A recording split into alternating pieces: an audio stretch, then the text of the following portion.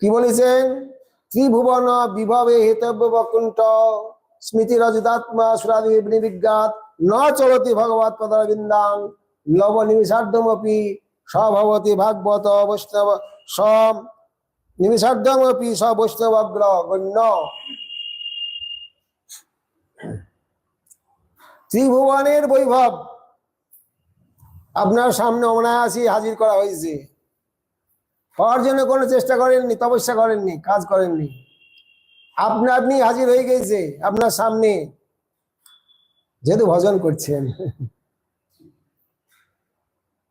এই জন্যই এসছে দাদা, আপনার সেবা করার জন্য। কিন্তু যারা একান্ত বৈষ্ণব তারা সামনে এলেও ক্ষণকালের জন্য ভগবৎ পদারবিন্দ লব নিমিষার্ধমপি ন চলতি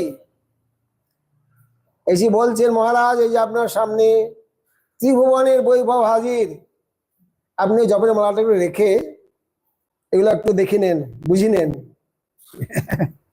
বিষয়গুলো একটু গ্রহণ করুন, তাকাবি না সেদিকে। ভগবৎ পদারবিন্দাং লব নিমিষার্ধমপি, এক অর্ধ নিমেষও তারা সময় নষ্ট করবে না, ওইটা গ্রহণ করার জন্য তারা ভজন ছেড়ে দেবে না।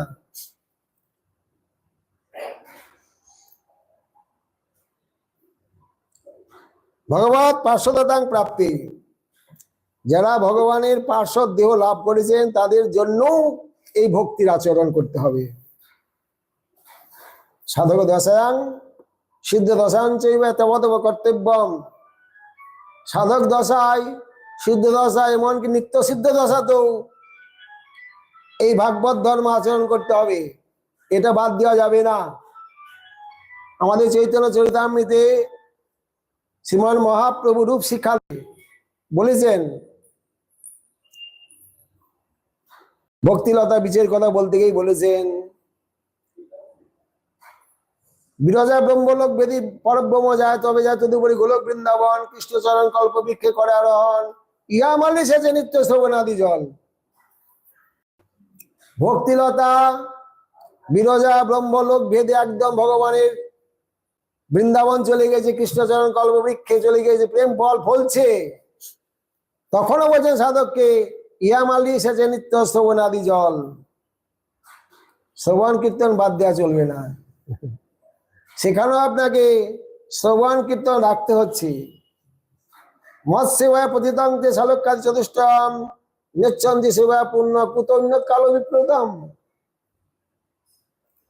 যদি ভগবান বলেন, কাকে বলেন? যারা প্রেম সেবার অধিকারী, প্রেম সেবায় লাভ করতে চান, ভগবান যদি এসে বলেন নিজে মহারাজ এই যে আপনার সামনে শালক্য শাস্ত্রী সারূপ্য সামীপ্য চারটি মুক্তি, সাজুর্য না, একদম বৈকুণ্ঠের মুক্তি,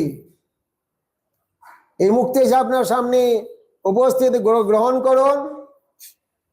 দ্বিমনং না কিন্নন্তি বিনামত সেবনং জনা, ভগবান দিলেও একান্তি বৈষ্ণব সেটা গ্রহণ করবেন না। কি মন্যত কালো বিপ্লুতম, এই অনিত্য জগতের যে কিছুই গ্রহণ করবেন না, বলাই বাহুল্য।